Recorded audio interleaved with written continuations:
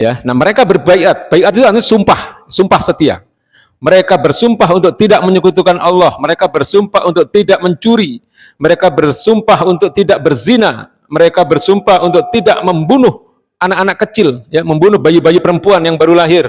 Mereka bersumpah untuk tidak berbohong, dan mereka bersumpah untuk tidak menentang apa yang diperintahkan oleh Rasulullah SAW. Intinya mereka bersumpah untuk meninggalkan apa-apa yang kepercayaan yang ditinggalkan oleh nenek moyang mereka.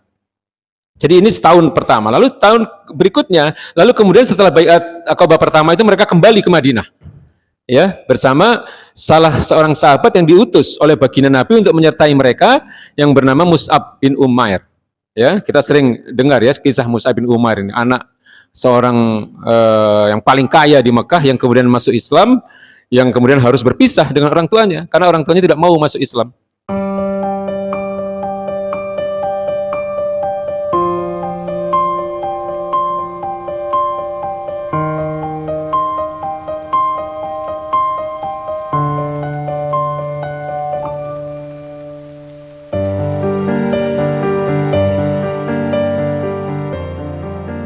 Jadi masyarakat Mekah itu disebut dengan masyarakat yang jumud pada saat itu, Pak. Tahu jumud, Pak? Ya, jumud itu sulit menerima kebenaran, kaku gitu ya. Jadi dikasih tahu sulit sekali. Nah, jadi pemimpin-pemimpin Mekah pada masa itu mengalami kejumutan yang luar biasa, sehingga mereka bukan hanya menolak dakwah Rasulullah, tapi juga menyakiti ya Rasulullah SAW, terutama setelah paman beliau yaitu Abu Talib wafat. Ya, jadi Nabi itu kan setelah ditinggalkan oleh istri beliau, lalu beliau ditinggalkan juga oleh paman beliau yang selama itu, ya, selama hampir 10 tahun di Mekah itu menjadi pelindung dakwah beliau. Ya, sebagai seorang tokoh yang disegani, Abu Talib ini berpihak kepada Rasulullah. Ya, meskipun Abu Talib sendiri sampai wafatnya Allah tidak berkenan memberi hidayah kepada beliau, tapi beliau itu cintanya luar biasa kepada Rasulullah SAW, sehingga beliau pasang badan ya untuk baginda Nabi Muhammad SAW. Nah, setelah Abu Talib ini wafat, ya Rasulullah mengalami apa namanya istilahnya pendukung atau kekuatan yang melindungi beliau ini berkurang, sehingga beliau merasakan tekanan dari orang-orang Mekah, terutama pemimpin-pemimpin Mekah ini lebih keras lagi, lebih kuat lagi. Ya, kemudian atas bimbingan Allah Subhanahu wa taala, beliau diperintahkan untuk ke Taif. Ya, Taif ini tempat di mana Bani Saqif, ya, Bani Saqif tinggal. Jadi Bani Saqif ini sebenarnya masih ada apa namanya pertemuan sanad leluhur ya dengan baginda Nabi. Jadi ada hubungan saudara sebenarnya kalau dipertemukan di leluhur mereka dengan Bani Quraisy, ya, Bani Saqif dan Bani Quraisy. Ya, tetapi yang terjadi di Taif ini justru baginda Nabi mengalami siksaan yang lebih berat lagi. Ya, beliau dan sahabat Nabi yang bernama Zaid bin Harithah itu dipukuli sampai berdarah-darah, Pak. Ya, dilempari batu. Anak-anak kecil-kecil ini dikasih batu disuruh ngelempar. Ya, sehingga apa yang dialami oleh Rasulullah dan Zaid bin Harithah radhiyallahu anhu ini sudah intinya sudah luar biasa lah. Malaikat Jibril sudah marah gitu, Pak. Ya, jadi malaikat Jibril dan malaikat penjaga gunung ini menawarkan kepada Rasulullah SAW. Ya, apakah ya Muhammad, apakah engkau ingin agar gunung ini kita timpakan saja kepada mereka? Nabi menolak. Ya, Nabi menolak karena Nabi tahu bahwa penolakan mereka atau perlakuan mereka kepada beliau itu adalah karena ketidaktahuan mereka. Bahkan Nabi malah mendoakan. Ya, Nabi mendoakan agar nanti dari keturunan-keturunan mereka akan lahir anak-anak atau orang-orang yang bertakwa. Sampai seperti itu, Pak. Ya, jadi ini dialami oleh baginda Nabi ketika beliau ke Taif, ke kota Taif. Yang beliau lakukan itu sebenarnya adalah mencari orang-orang kuat di Taif untuk melindungi dakwah mereka. Ya, jadi aktivitas ini disebut dengan talabun nusrah, mencari perlindungan atau talabul himayah, mencari perlindungan terhadap dakwah ini. Ya, di Taif beliau tidak mendapatkan sambutan yang baik, beliau menyeru kepada pemuka suku-suku yang lain. Ya, beliau berkata, "Ya Bani Fulan, ya, aku ini adalah utusan Allah. Aku menyeru kepada kalian untuk beribadah hanya kepada Allah. Aku menyeru kepada kalian untuk meninggalkan apa yang kalian sembah. Ya, agar kalian mengimani Allah Subhanahu wa taala dan Rasul-Nya. Ya, agar kalian benar-benar menjadi pembela dan pelindung agama Allah ini." Ya, ini disampaikan baginda Nabi kepada para kepala suku itu.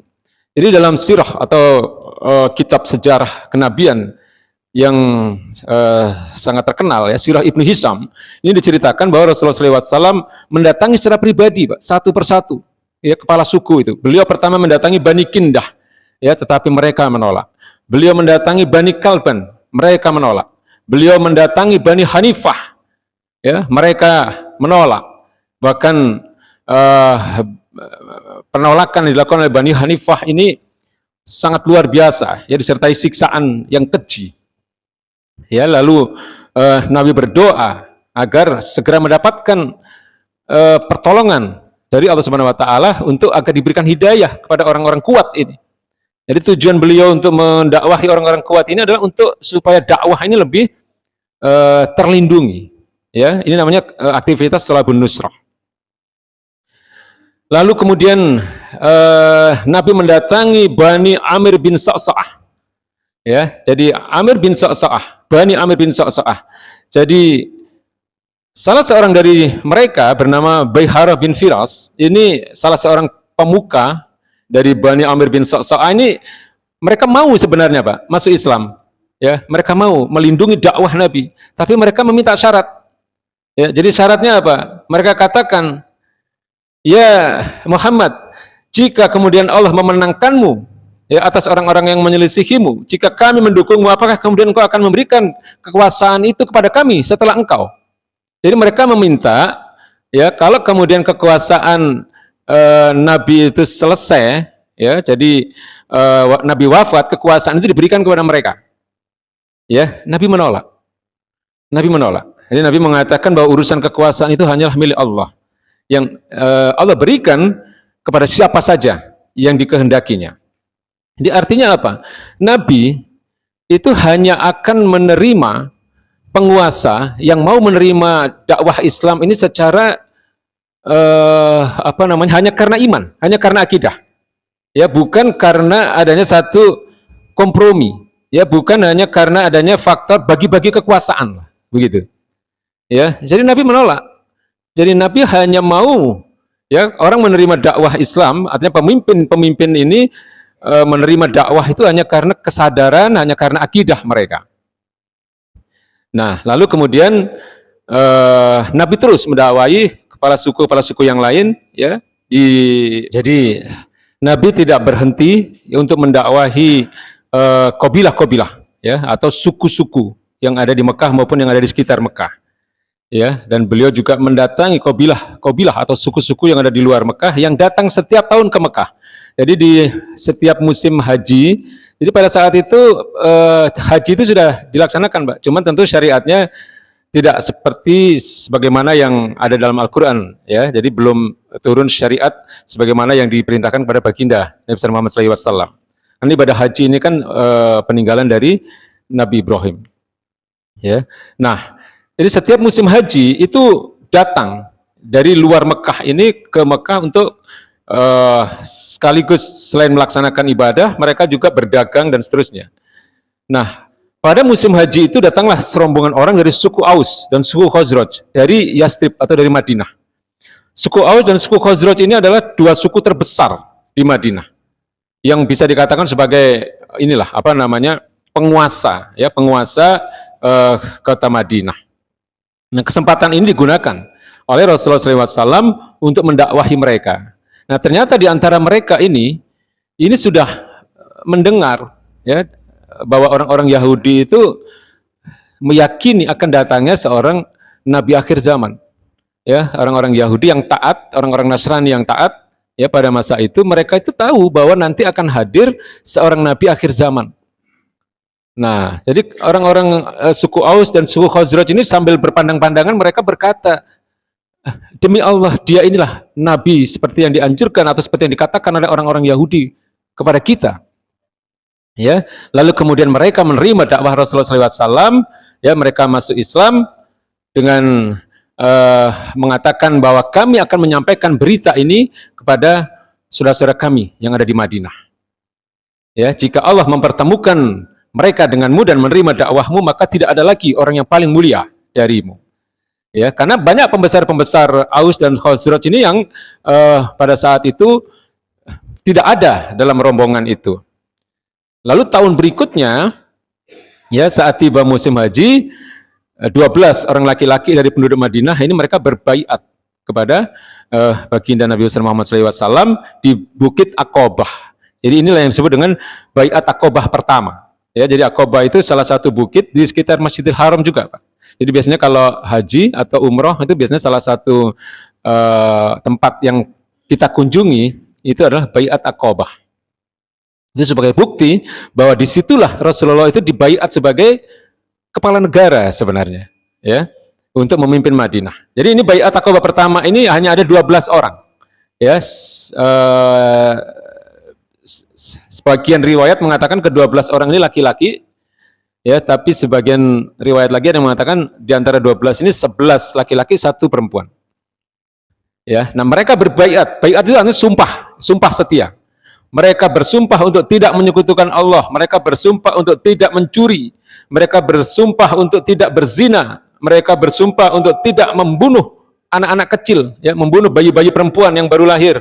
Mereka bersumpah untuk tidak berbohong, dan mereka bersumpah untuk tidak menentang apa yang diperintahkan oleh Rasulullah SAW. Intinya mereka bersumpah untuk meninggalkan apa-apa yang kepercayaan yang ditinggalkan oleh nenek moyang mereka. Jadi ini setahun pertama. Lalu tahun berikutnya, lalu kemudian setelah baiat Aqobah pertama itu mereka kembali ke Madinah, ya, bersama salah seorang sahabat yang diutus oleh baginda Nabi untuk menyertai mereka yang bernama Mus'ab bin Umair.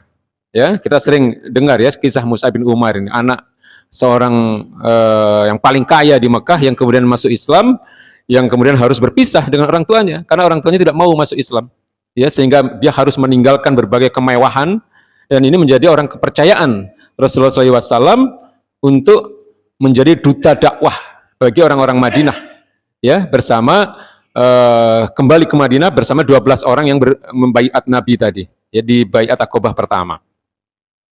Ya, nah dalam waktu 1 tahun Mus'ab bin Umair berada di Madinah, beliau mendakwahi orang-orang Madinah itu juga luar biasa beratnya, Pak. Ya, sampai kemudian ada beberapa pembesar-pembesar Aus dan Khazraj yang akhirnya menerima masuk Islam. Ya, sehingga kemudian pada musim haji berikutnya beliau kembali ke Mekah bersama 75 orang yang sudah masuk Islam. Ya, 75 orang inilah yang kemudian berbaiat kepada baginda Nabi yang kemudian disebut dengan baiat Aqobah kedua. Ya, dari 75 ini 73 adalah laki-laki dan 2 diantaranya adalah wanita. Ya, nah lalu kemudian dari 75 ini terdiri dari beberapa suku, ya. Lalu kemudian Nabi menunjuk 12 orang di antara mereka untuk menjadi pemimpin masing-masing qabilah mereka, ya, memimpin masing-masing suku mereka. Lalu kemudian salah satu dari mereka yaitu Abbas bin Ubadah, ya, sahabat Nabi yang mulia, kemudian dia mengatakan, demi Allah yang mengutusmu dengan kebenaran, jika engkau mengizinkan kami akan perangi penduduk Mina besok pagi dengan pedang-pedang kami. Ya, artinya apa? Beliau ini begitu masuk Islam mereka langsung menunjukkan semangatnya, pembelaannya kepada baginda Nabi. Ya, mereka ingin memerangi orang-orang yang menyakiti Nabi dan seterusnya. Ya, yang menyiksa Nabi, yang melempari Nabi tadi. Ya, lalu Nabi mengatakan dengan tenang, lam nu'maru bidzalik. Kita belum diperintahkan untuk itu. Ya, lebih baik kalian kembali ke kendaraan kalian masing-masing, kalian kembali ke Madinah. Jadi ini bukti, Pak, bahwa aktivitas Nabi sebelum hijrah ke Madinah itu tidak ada aktivitas jihad. Ya, tidak ada aktivitas fisik. Ya. Karena kita tahu bahwa beberapa peperangan yang dialami oleh Nabi itu adalah ketika Nabi sudah berada di Madinah. Ya, jadi sebelum hijrah ke Madinah, sebelum beliau membangun daulah, sebelum beliau membangun negara di Madinah, kewajiban untuk jihad ini memang belum diperintahkan oleh Allah Subhanahu wa taala. ya. Jadi tidak ada ya ceritanya untuk membangun negara dengan berjihad, itu tidak ada. Ya, membangun negara itu dengan dakwah. Apa yang dilakukan oleh Nabi seperti itu, Pak. Ya, jadi nanti jihadnya kalau negaranya sudah ada, gitu ya. Kalau nah kecuali ada yang namanya jihad difa'i, jihad mempertahankan diri. Ya, seperti yang dilakukan oleh saudara-saudara kita yang ada di Palestina. Itu namanya jihad difa'i atau jihad defensif, jihad mempertahankan diri. Ya, tapi kalau untuk sebagaimana dilakukan oleh Nabi sebelum beliau membangun daulah di Madinah, yang beliau lakukan itu apa? Mencerdaskan orang. Ya, maka dakwahnya disebut dengan dakwah fikriyah, dakwah pemikiran.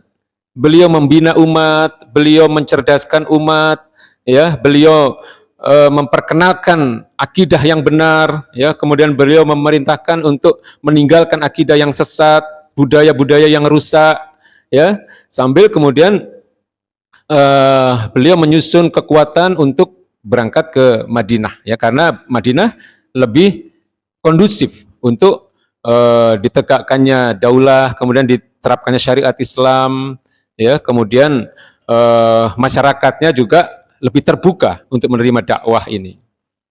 Ya, jadi itu yang dilakukan oleh baginda Nabi sebelum beliau hijrah ke Madinah. Ya, jadi tidak ada aktivitas fisik. Ya, dakwah tetap dilakukan dalam rangka untuk mencerahkan, ya, mencerdaskan pemikiran umat. Ya, supaya umat itu memahami Islam yang sesungguhnya, supaya umat memahami bahwa Islam itu adalah banyak kewajiban-kewajiban dalam Islam yang harus dikerjakan, ya. Jadi akidah yang benar itu seperti apa. Nah, jadi supaya umat itu paham, lalu kemudian nanti umat itu mempunyai kesadaran, ya. Jadi nanti ada namanya tahap yang namanya ra'yul am, Pak. Jadi opini umum itu akan berkembang di tengah-tengah masyarakat, lalu muncul wa'yul am, kesadaran umum, ya, di mana umat menyadari bahwa kita memang butuh Islam gitu, untuk menyelamatkan kehidupan kita. Kita butuh syariat Islam untuk menyelamatkan generasi kita. Ya, jadi kalau kita lihat sekarang, ya memang kita butuh itu, Pak. Ya, kalau kita lihat bagaimana kerusakan terjadi di hampir setiap sendi-sendi kehidupan, ya, hanya Islam yang bisa menyelamatkan. Ya, tidak bisa kita berharap pada sekulerisme misalnya yang menjauhkan agama, apalagi komunisme yang bahkan mengharamkan agama gitu. Ya, jadi hanya Islam. Islam itu kan dari kata aslama, yuslimu, ya, bermakna menyelamatkan, ya, menyelamatkan manusia dunia akhirat. Ya, juga bisa bermakna berserah diri, tapi bisa juga bermakna menyelamatkan. Ya, saya kira ini yang kita bahas pada malam hari ini. Insya Allah kita sudah selesai membahas tentang periode Mekah. Ya, insya Allah pekan depan kita akan memasuki dakwah fase berikutnya, yaitu dakwah di Madinah, ya, periode Madinah.